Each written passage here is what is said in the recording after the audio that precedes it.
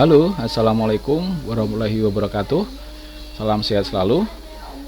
Kali ini kita akan bahas bagaimana konfigurasi Network Address Translation atau konfigurasi NAT menggunakan sistem operasi Linux Debian 10 atau Linux yang memiliki kode name Buster.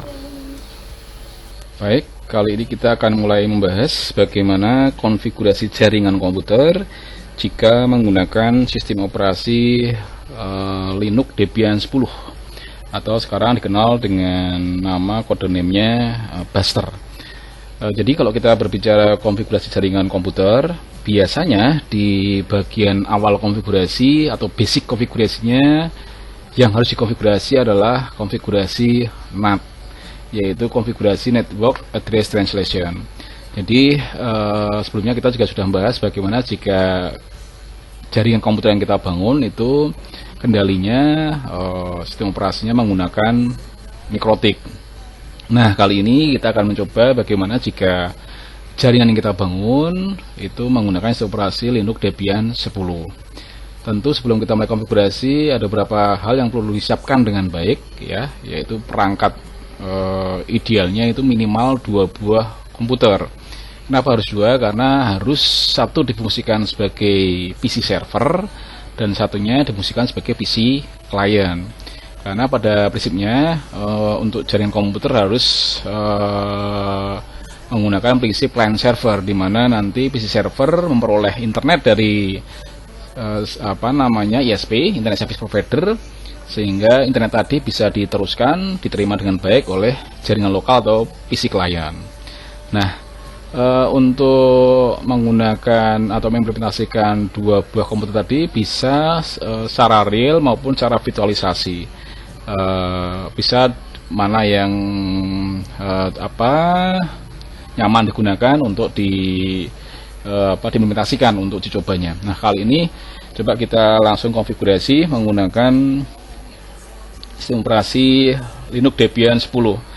Tentu sebelum kita mulai konfigurasi menggunakan Linux Debian 10 untuk konfigurasi NAT-nya, sistem operasi Linux-nya sudah terinstall dulu dengan baik di PC server. Dan perlu kita ketahui bahwa kalau kita menggunakan sistem operasi Linux, itu berarti di PC server otomatis difungsikan sebagai, bukan otomatis ya, biasanya difungsikan sebagai PC router.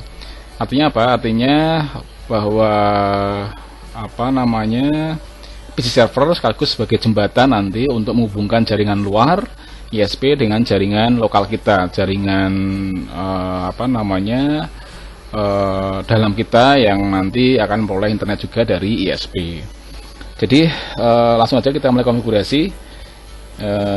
Tentunya nanti kita konfigurasi di Linux dengan memastikan dulu apakah syarat minimal sebagai PC router sudah dilakukan atau belum, yaitu sudah terpasang 2 buah LAN card atau 2 buah interface, ya, dimana nanti yang satu interface kita arahkan ke ISP dan satu interface lagi kita arahkan ke jaringan lokal kita. Oke, mari kita masuk ke Linux-nya dulu. Kita login menggunakan super admin, yaitu root, kemudian kita masukkan passwordnya. Nah, setelah kita berhasil login ke Linux, langkah awal yang harus kita pastikan adalah interface tadi yang sudah terpasang tadi, karena syaratnya sebagai PC router menggunakan Linux itu terpasang 2 buah LAN card, di mana LAN card nanti masing-masing terhubung ke ISP dan terhubung ke jaringan lokal. Kita cek menggunakan perintah IP link. Nah, di situ nampak ada 2 buah interface yang sudah siap digunakan, yaitu ENP0S3 dan ENP0S8. Di mana nanti rencana kita ENP0S3 kita arahkan ke ISP dan ENP0S8 kita arahkan ke jaringan lokal. Oke, kita clear dulu. Kita sekarang konfigurasi IP address ke masing-masing interface tadi. Saya menggunakan editor Pico, Nano, meskipun banyak pilihan untuk editornya, bisa menggunakan Nano, Pico, Vim dan lain-lain, tapi kali ini kita menggunakan Nano. etc network kemudian /interface. Ini kita setting IP untuk yang mengarah ke ISP, yaitu di ENP0S3. Kita di sini bisa masukkan IP yang satu kelas satu segmen dengan ISP supaya bisa terkoneksi ke ISP. Meskipun bisa secara dynamic atau DHCP, tetapi kali ini kita akan coba setting IP-nya menggunakan metode statis atau static. Kita tentukan. Nah, di sini harus satu kelas satu segmen dengan ISP. Nah, kebetulan IP ISP di jaringan kita kali ini adalah 192.168.10.1, maka di sini kita sesuaikan yaitu 192.168.10.10 misalkan selain satu host ID-nya. Kemudian tentu kita pastikan juga networknya. Kemudian kita pastikan broadcast-nya.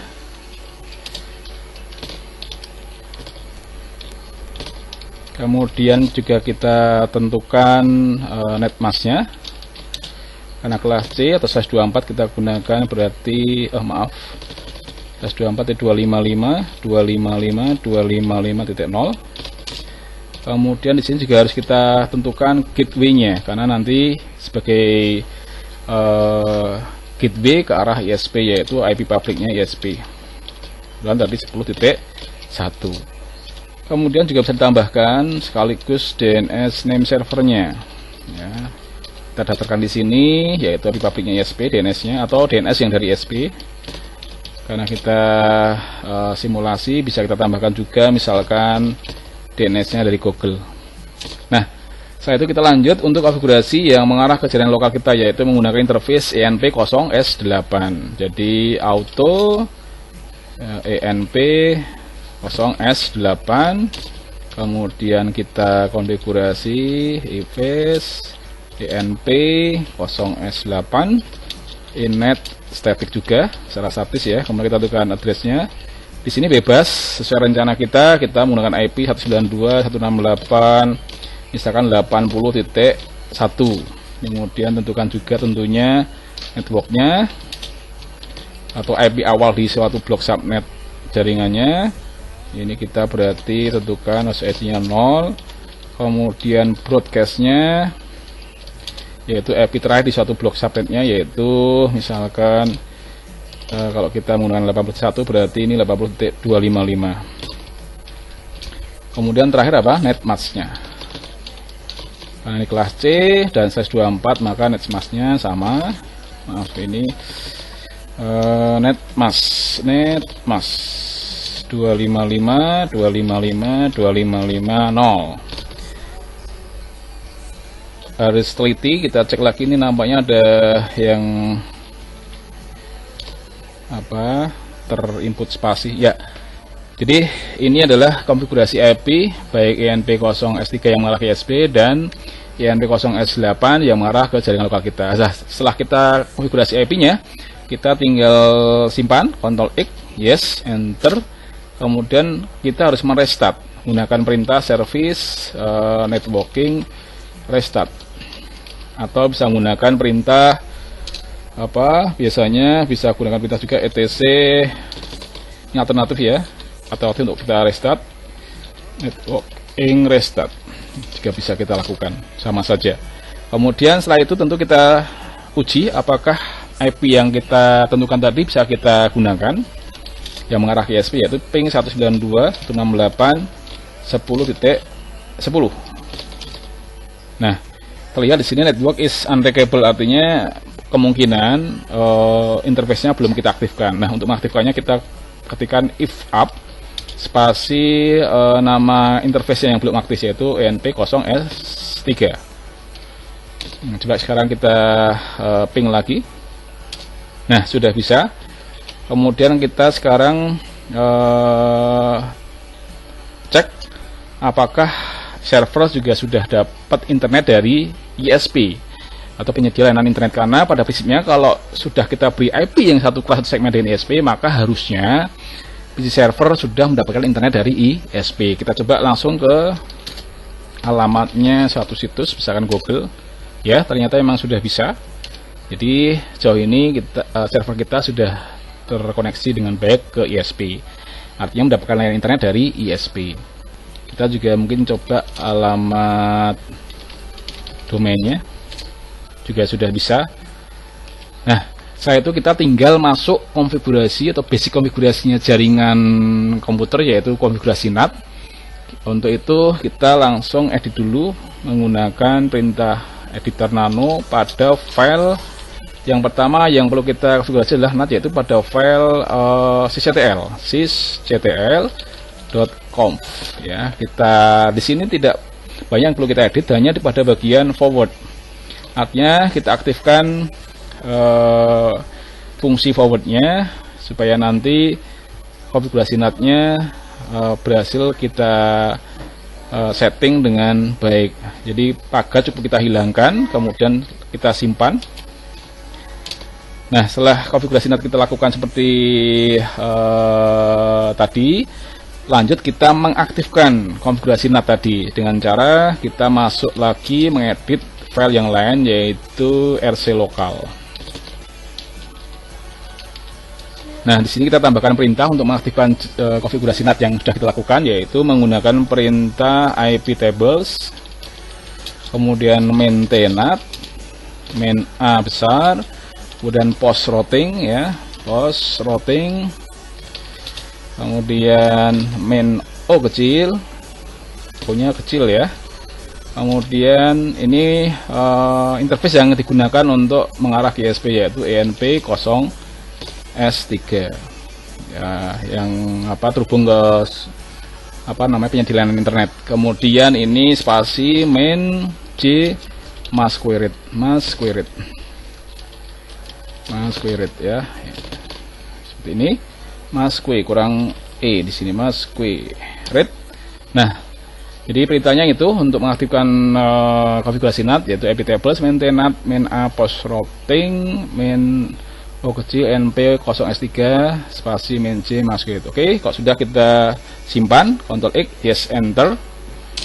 Nah, setelah itu ada satu lagi konfigurasi yang harus kita lakukan, yaitu pada atau kita edit pada file yang lain di Linux, yaitu tetap di directory etc, yaitu pada bagian resolve ya, resolve.conf-nya kita input beberapa name server yang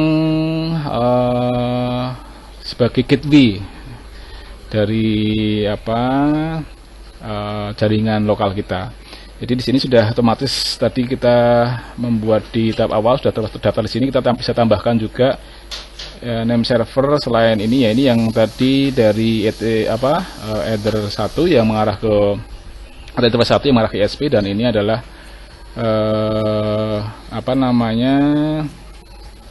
bisa kita ganti sesuai dengan konfigurasi yang kita lakukan. Berarti ini kita ganti misalkan yang mengarah ke lokal, yaitu 192.168, tadi pakai 80 segmennya, kemudian 1. Kemudian bisa ditambahkan juga name servernya Google juga bisa. Kemudian yang utama adalah name server ISP ini ya, ini yang harus kita prioritaskan. Bisa tambahkan gateway yang untuk jaringan lokal, kemudian dari Google-nya. Saya kira cukup. Kalau itu sudah kita simpan, Ctrl X, yes, enter. Iya. Kemudian setelah itu kita coba ping. Ya, sekarang tiba saatnya kita cek apakah PC klien sudah mendapatkan internet dari server dari hasil konfigurasi yang kita lakukan. Karena PC-nya klien terpisah, saya akan coba remote dari sini, akan melihat apakah sudah mendapat internet dari server. Ya, kita cek, kita masuk ke command prompt. Ini adalah komputer klien yang menggunakan Windows 10 juga. Kita masuk command prompt. Ini kita cek ping ke misalkan Google. Ya, sudah berhasil. Jadi konfigurasi NAT yang kita lakukan sudah berhasil dengan baik. Terbukti dari PC klien, kita cek menggunakan perintah ping ke internet, Google juga sudah mendapatkan internet atau koneksinya berhasil. atau mungkin lebih dipastikan lagi menggunakan aplikasi browser. Kita buka aplikasi browser, apakah PC client yang kita remote ini dari PC server itu mendapatkan internet dengan baik atau tidak. Kita tunggu beberapa saat sampai aplikasi browsernya tampil. Coba kita akses ping YouTube. Ya, namanya juga sudah berhasil. Ya, seperti itu. Alhamdulillah sudah berhasil kita konfigurasi, sudah kita cek baik di komputer server, komputer klien mendapatkan internet hasil konfigurasi NAT yang kita lakukan menggunakan operasi Linux Debian 10 yang kode namanya Buster. Terima kasih, sampai jumpa di lain kesempatan.